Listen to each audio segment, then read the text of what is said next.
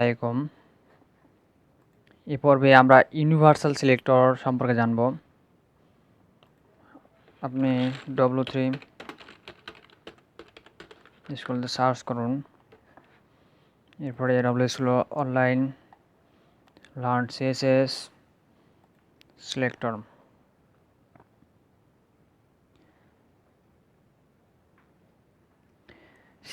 The CSS universal selector. The universal selector star selects all HTML element on the page. এখানে সবগুলো এলিমেন্টকেই select করবে এই star চিহ্ন দ্বারা। এখানে একটা তারা এক্সাম্পল দিয়েছে।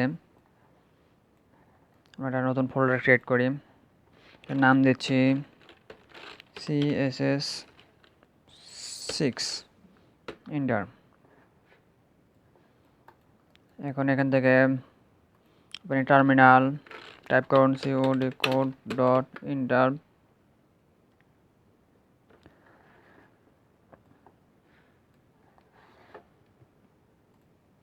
এখানে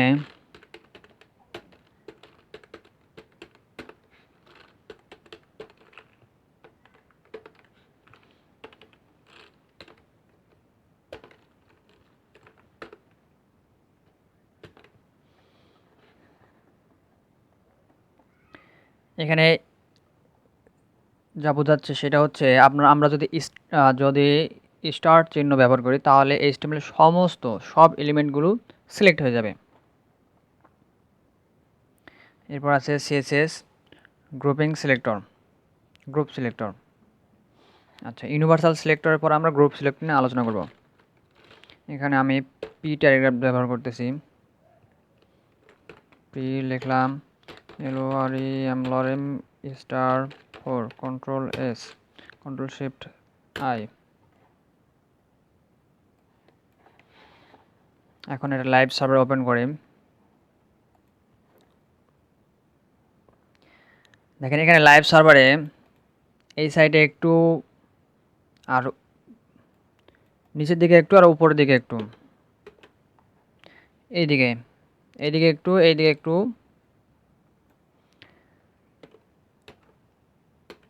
ফাঁকা নিয়েছে। তো এই ফাঁকাটা পূরণ করার আমরা ইন্সপেক্ট করে দেখি এখানে কতটুকু ফাঁকা আছে। দেখেন উপরে ফাঁকা আছে, বডিতে আমরা চাপে উপরে ফাঁকা আছে 8 পিক্সেল, সাইডে 8 পিক্সেল, নিচে 8 পিক্সেল, এই সাইডেও 8 পিক্সেল। তো এটাকে সরানোর জন্য আমাদের কাজ করতে হবে।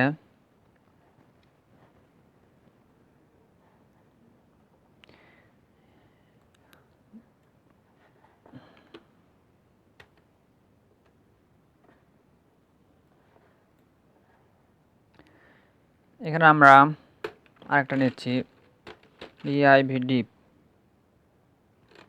আচ্ছা, সরাসরি হেড নিচ্ছি, হেড h1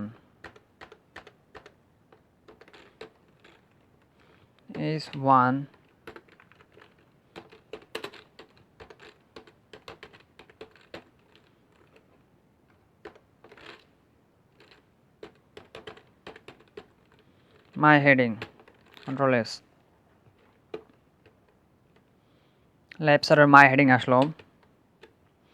এরপরে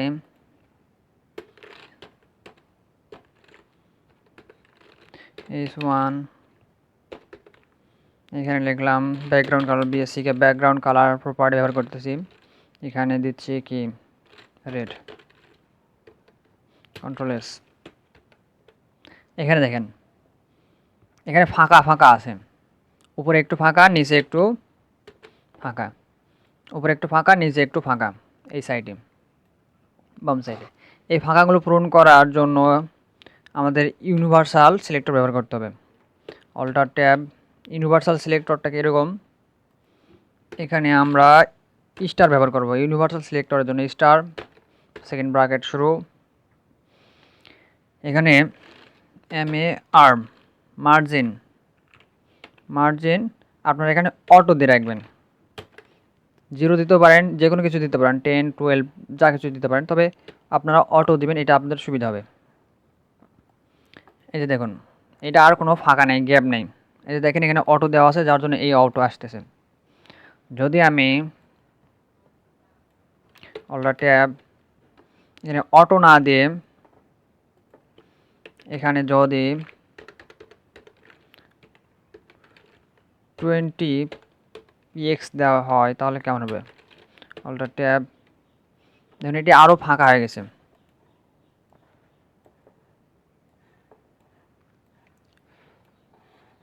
এখানে অনেক ফাঁকা হয়ে গেছে। এখানে দেখুন, এই যে এখানটাতে এরকম দেখাচ্ছে। এদিকে 12 পিক্সেল, 20 পিক্সেল, এখানে 20 পিক্সেল, এখানে 20 পিক্সেল, সব সাইজে। তো আমরা এখানে অটো রাখবো, অটো রাখবো, control S.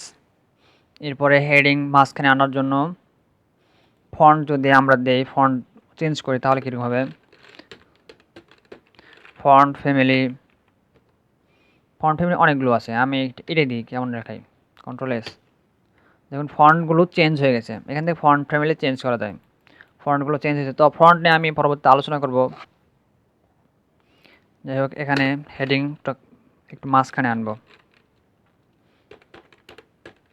Text align centre, control S, এটা মাঝখানে আসলো। এটার এই সাইডে একটু একবারে লেগে আছে, আমরা এটাকে মার্জিন নেব, এখানে পিটা আগাবে, পি মার্জিন, মার্জিন নিচ্ছি 10 px, 10 পিক্সে ভালো লাগবে, কন্ট্রোল এস। দেখুন এটা এখন সুন্দর লাগতেছে। আপনার ফন্ট ফ্যামিলি বিভিন্নভাবে চেঞ্জ করতে পারেন, আপনাদের ইচ্ছা মতো দিতে পারেন। এর পরবর্তীতে আপনারা, এই হচ্ছে ইউনিভার্সাল সিলেকশন। এরপরে আছে multiple selection. Multiple selection, multiple সিলেকশনটা কীরকম, বা গ্রুপ সিলেকশন। আমি এখানে H1 নিলাম, এরপরে পিও নিলাম, দুইটা নিলাম। এখানে আমি কালার দিচ্ছি, ধরুন এইটা দিলাম, কন্ট্রোল এস।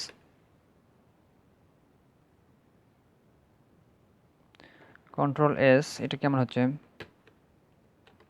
কোনো চেঞ্জ আসলো না তো। আচ্ছা, এখানে আমার সম্ভবত কমা দিতে হবে, কমা দিলাম, কন্ট্রোল এস। হ্যাঁ, এই দেখুন হেডিং এবং পি,